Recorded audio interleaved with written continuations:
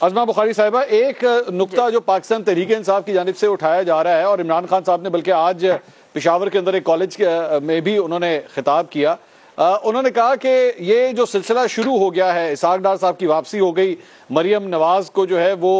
ان کو بری کر دیا گیا، نواز شریف صاحب کی واپسی کی اب باتیں سٹارٹ ہو گئی ہیں، یہی وہ NRO ہے جس کا میں بار بار ذکر کرتا تھا کہ دیکھ لو یہ ہوگا، یہ اپنے کیسز ختم کرائیں گے، یہ سلسلہ شروع ہو چکا ہے۔ ازما بخاری صاحبہ، اس کے حوالے سے کیا جواب دے سکتی ہیں آپ؟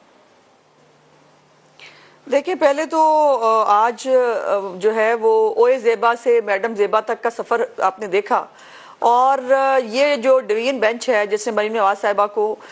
جو ہے وہ میرٹ کے اوپر ان کی سزا ختم کی ہے، ان کی اپیل کو منظور کیا ہے، یہ دوبارہ ایک توہین عدالت ہے، اور وہ NRO کیا ہمیں عدالت دے رہی ہے؟ اور ابھی عمران خان صاحب جو ہے پھر وہ جو ہے وہ معصوم بن جاتے ہیں کہ ان کا یہ مطلب نہیں تھا، ان کا وہ مطلب نہیں تھا، ان کا جو بھی مطلب ہو۔ ہمارا مطلب بڑا سمپل ہے، جو میں نے بات پہلے کی تھی کہ جو اس سائفر کے حوالے سے انہوں نے کوئی بات کی، انہوں نے کوئی جواب دینے کی کوشش کی؟ نہیں،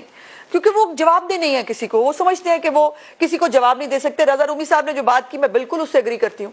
کہ اس کے اوپر ایکشن کا وقت ہے، اب ایکشن ہوگا۔ یہ اب آپ لکھ لیجئے کہ ہم نے اپنے پہ سہ لیا، ہم نے چور ڈاکو کا ایک جھوٹا نیریٹو بھگت لیا، ہم نے اس ملک کے ساتھ تماشا جو ہے وہ جو یہ کر رہے تھے اخلاقیت۔ اس کے اوپر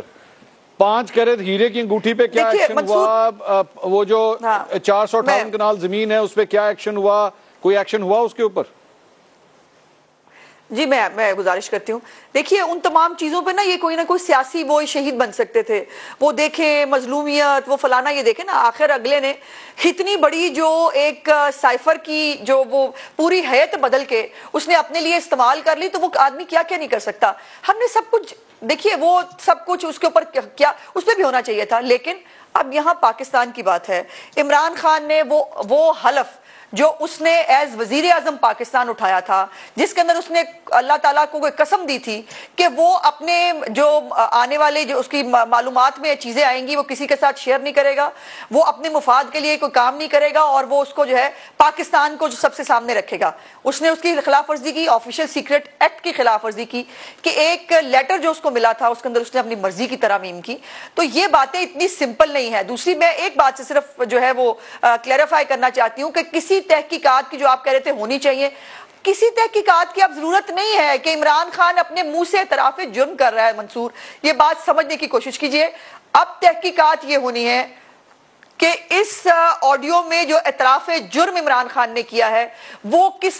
قانون کے تحت ٹرائی ہونا چاہیے، اس کے اندر پاکستان کے قوانین میں کیا سزائیں لکھی گئی ہیں۔ جیسے میں نے آرٹیکل 6 کا آپ کو حوالہ دیا، میں کبھی بھی آرٹیکل 6 کی حامی نہیں رہی، لیکن یہاں بات میرے ملک کی ہے، یہاں بات پاکستان کی ہے۔ کیا ایک کھلاڑی کو پہلے آپ نے اس ملک کو تجربہ گاہ بنا دیا، ایک کھلاڑی کو ہمارے سر پر مسلط کیا گیا، اس نے اتنا کھیلا، اور اب تو میں یہ کہنے پہ مجبور ہوں کہ مجھے تو اب اس کے کیے ہوئے تمام اقدامات پہ، تمام چیزوں پہ شک ہے، وہ تمام چیزیں مشکوک ہو گئی ہیں، کیونکہ اگر یہ آدمی اس سائفر کے ساتھ یہ کر سکتا ہے، پتہ نہیں کتنی 2 نمبری اور کیا کیا تھا اس نے وزیر اعظم ہاؤس میں بیٹھ کے، یہ پتہ نہیں کس طرح پاکستان کے مفادات کو نقصان پہنچاتا رہا۔ آخر پاکستان سفارتی طور پر اکیلا ویسے تو نہیں ہو گیا، آخر پاکستان کے ساتھ کوئی ملک بیٹھنے کو، کوئی فون کرنے کو، کوئی سننے کو تیار نہیں تھا، یہ ایسے ہی نہیں ہو گیا، یہ عمران خان کی مہربانیاں تھی جو اس ملک کو یہاں لے کے آئیں۔ میں سمجھتی ہوں کہ آرٹیکل 5 جو لائلٹی کی بات کرتا ہے ود دا اسٹیٹ،